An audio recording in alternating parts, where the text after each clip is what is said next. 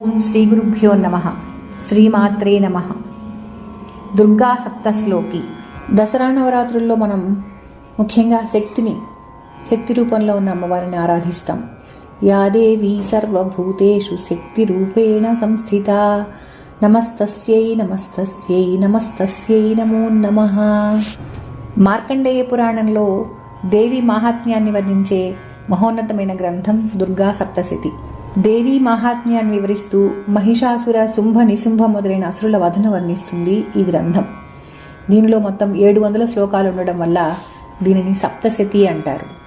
దేవీ నవరాత్రులలో సప్తశతి పారాయణ విశేష ఫలితాలను ఇస్తుంది అని పెద్దలంటారు.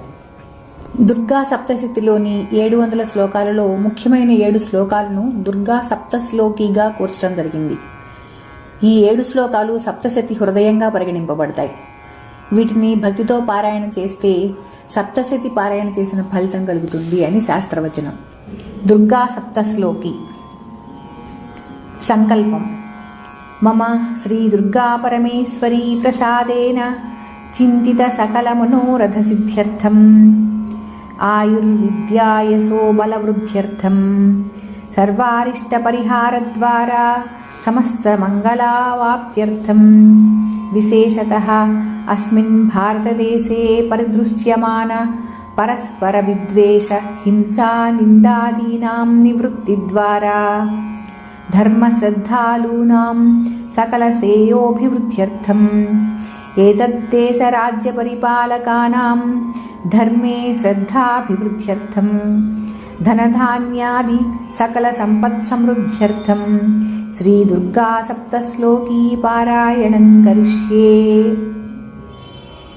జ్ఞానినామపి చేతాంసి దేవీ భగవతీ హి సా బలాదాకృప్య మోహాయ మహామాయా ప్రయచ్చతి.